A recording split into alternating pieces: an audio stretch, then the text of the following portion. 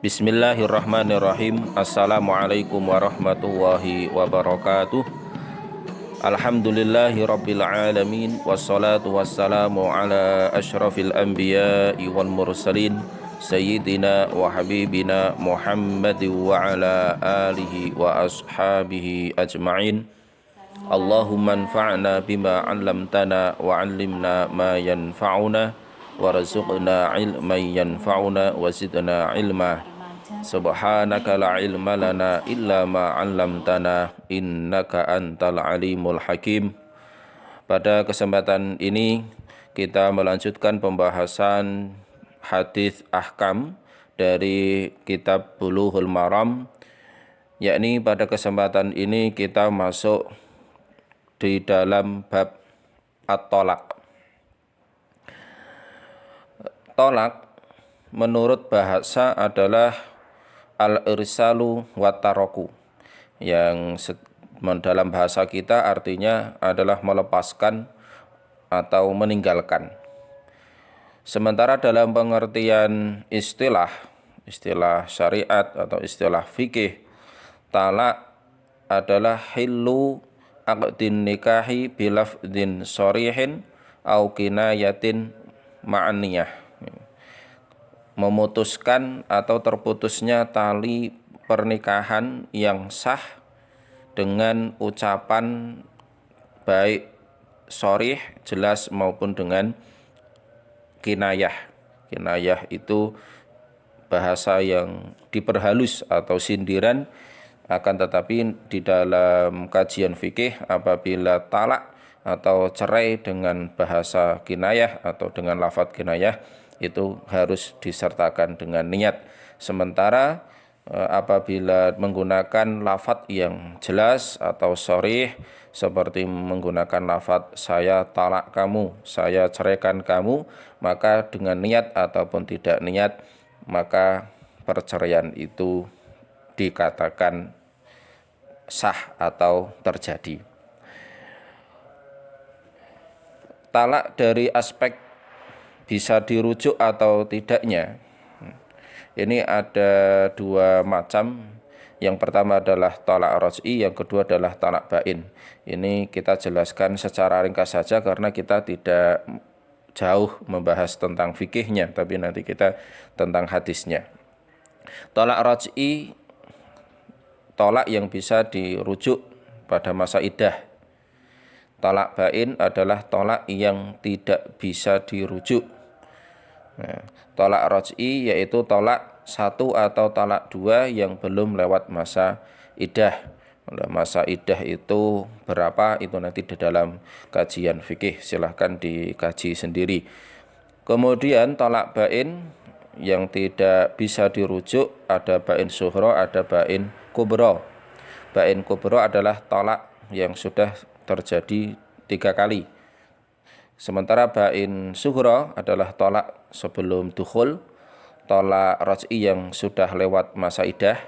Ini talak 1 atau talak 2 yang kemudian istri sudah terlewat masa iddah, maka itu menjadi bain sughra. Artinya tidak bisa rujuk. Apabila harus rujuk, tidak, bahasanya tidak rujuk. Apabila ingin menikah atau terikat dalam pernikahan, maka harus melalui akad pernikahan yang baru.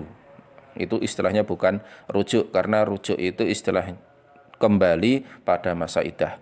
Khulu' itu adalah perceraian dari istri, atau istri yang mengajukan gugatan cerai, atau istri justru yang menceraikan suaminya. Ini namanya khulu' di dalam fikih.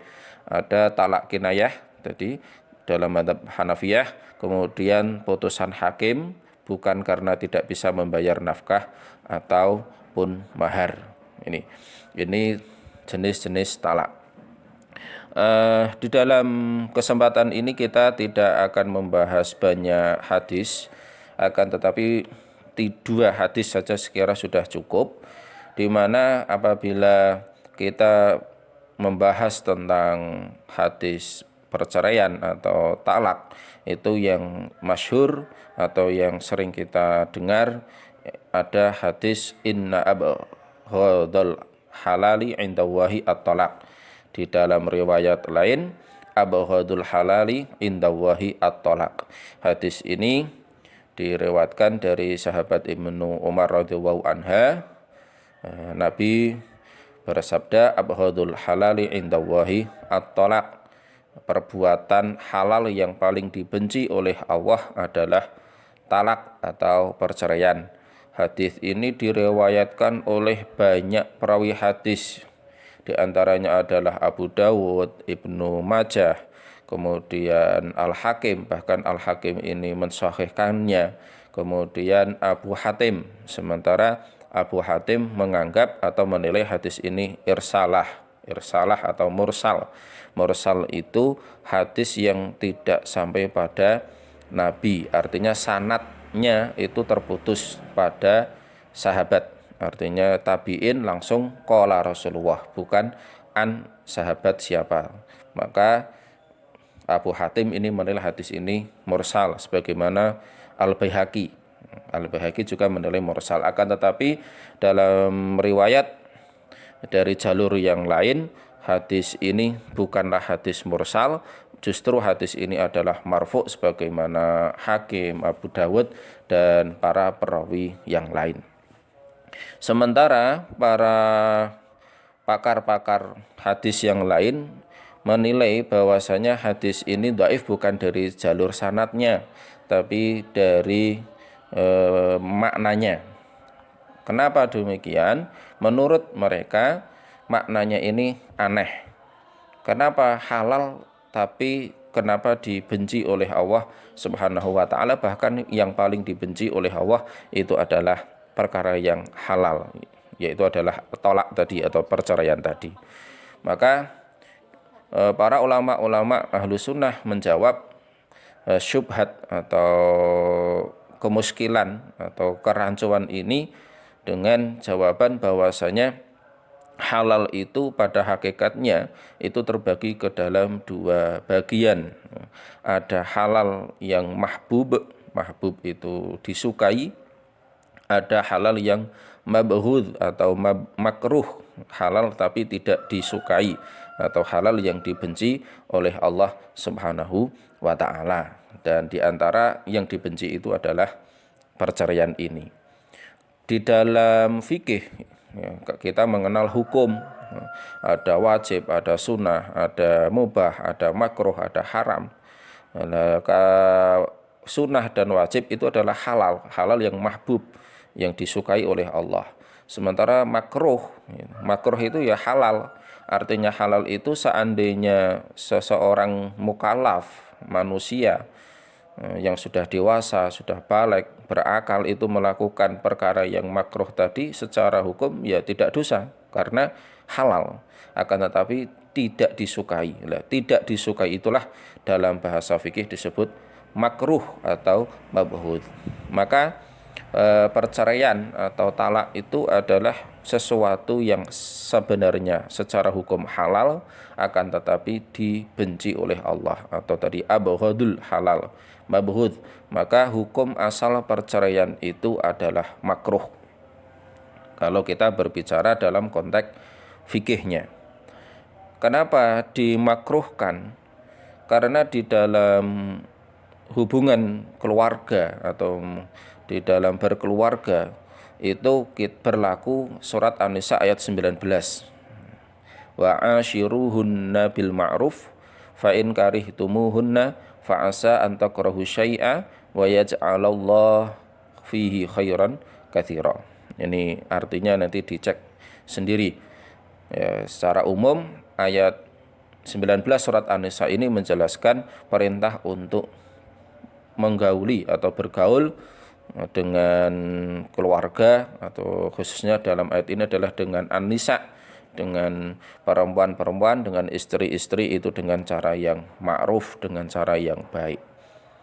Karena fa in karihtumuhunna fa asan takrahu syai'a wa yaj'alallahu fihi khairan katsira.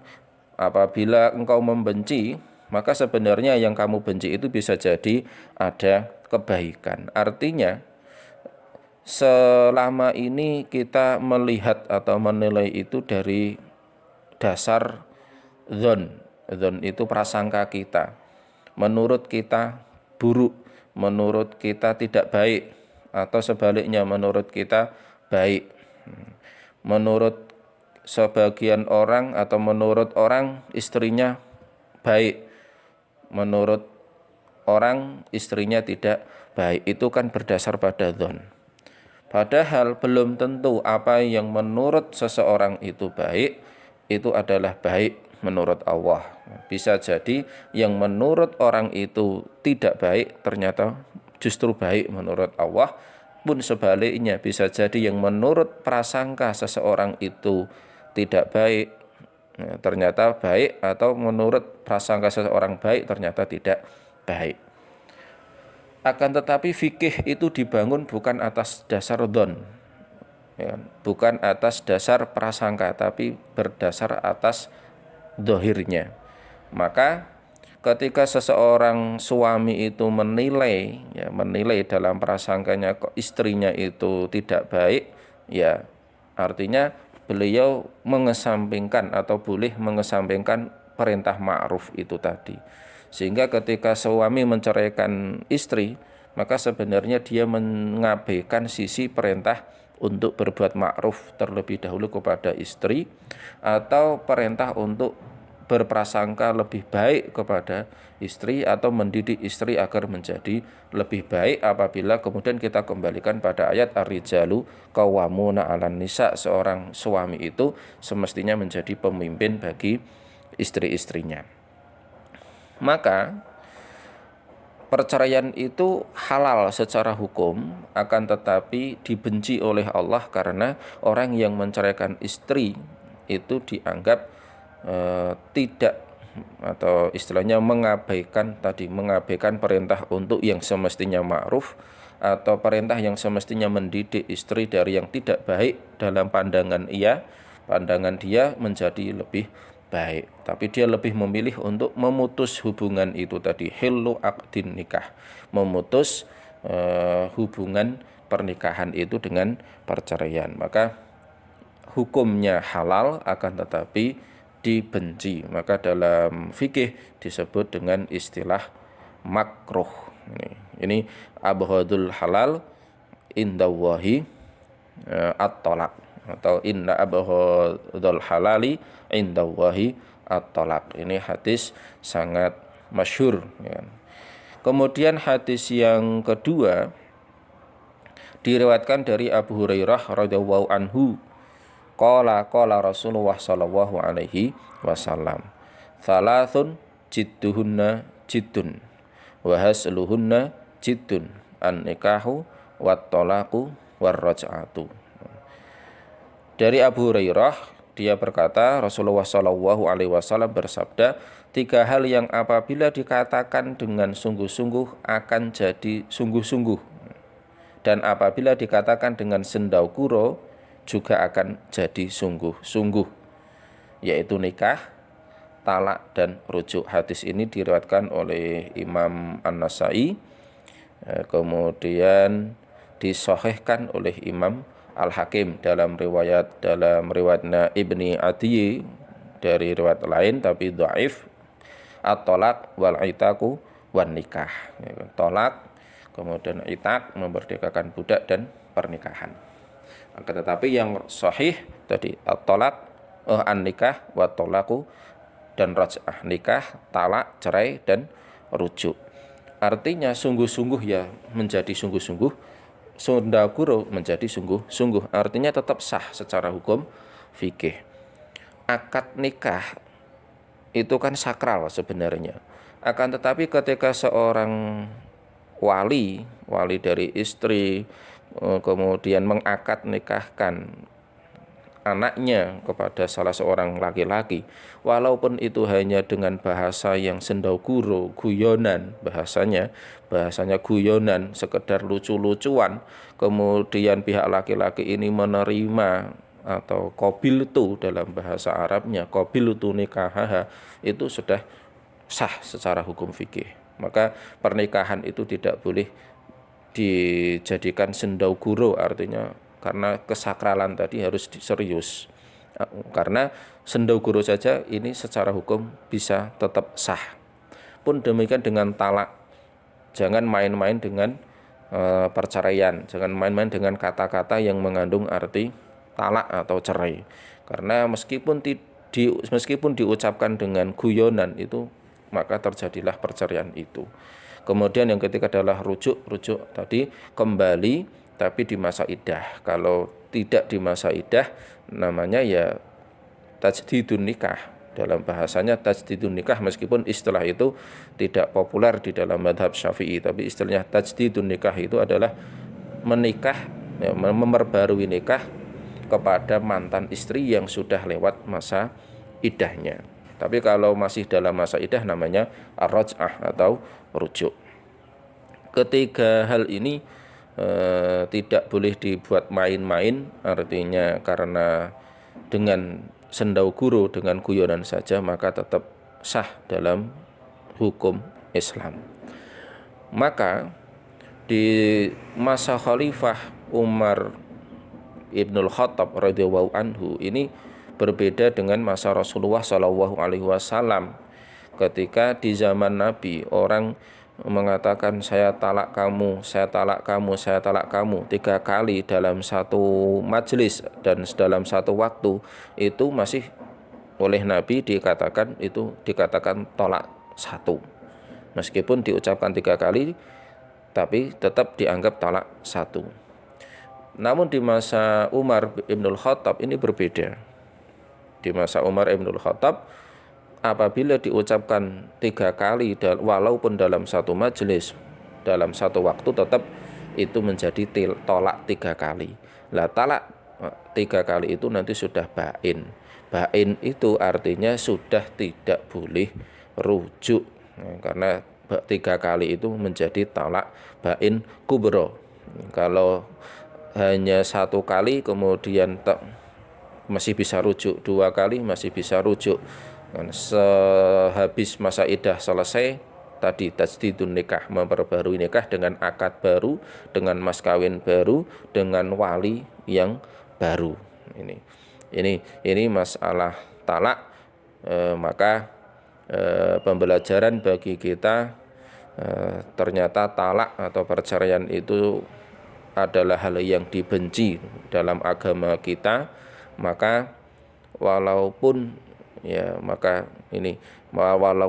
berat kita mendapat suatu saat ketika mahasiswa teman-teman mendapati suaminya tidak sesuai dengan yang diharapkan atau istri tidak sesuai dengan yang diharapkan, itu jangan langsung terburu-buru untuk menceraikan. Karena tadi bisa jadi apa yang tidak kita suka dari istri kita atau apa yang tidak kita suka dari suami kita itu ada nilai-nilai kebaikan yang belum kita ketahui. Sehingga ketika terjadi perceraian kemudian merasa kecewa, bahasa Jawanya getun ketika di kemudian hari. Maka kedepankanlah wa asyiruhunna bil ma'ruf, membangun keluarga, menerima kekurangan sebagaimana kita menerima kelebihan dari pasangan masing-masing. Maka meskipun dalam hukum fikih itu boleh, artinya halal, akan tetapi ini sangat dibenci oleh Allah Subhanahu wa ta'ala. Sekaligus jangan pernah bermain-main dengan kesakralan 3 perkara tadi, nikah, talak, dan rujuk. Karena walaupun terucap dengan sunda gurau, dengan guyonan, itu secara hukum juga sah. Maka kadang miris apabila kita melihat misalkan tayangan dalam sinetron atau televisi yang di situ ada akad nikah. Untung kadang pemerannya itu tidak wali asli. Atau misalkan syuting film tertentu terjadi syuting akad, misalkan pura-pura akad nikah. Dalam film itu ternyata yang jadi walinya adalah memang benar walinya, misalkan bapak pihak calon istri dalam film itu, kemudian diikrarkanlah atau dilafatkanlah akad nikah, kemudian pihak laki-laki qabil itu, ya secara hukum fikih itu sudah menjadi suami istri walaupun hanya sekedar syuting dalam perfilman. Maka hati-hati apabila tiga hal ini memang harus terucap, jangan sampai salah, jangan sampai salah karena dengan berguru saja ini sudah menjadi hukum yang sah. Demikian, ada dua hadis ini sangat populer dalam pernikahan, meskipun sebenarnya banyak dan beberapa hadis di dalam kitab Bulughul Maram, silahkan nanti dibaca sendiri. Kemudian apabila ada hal yang perlu didiskusikan, silahkan didiskusikan melalui forum grup. Demikian, Assalamualaikum warahmatullahi wabarakatuh.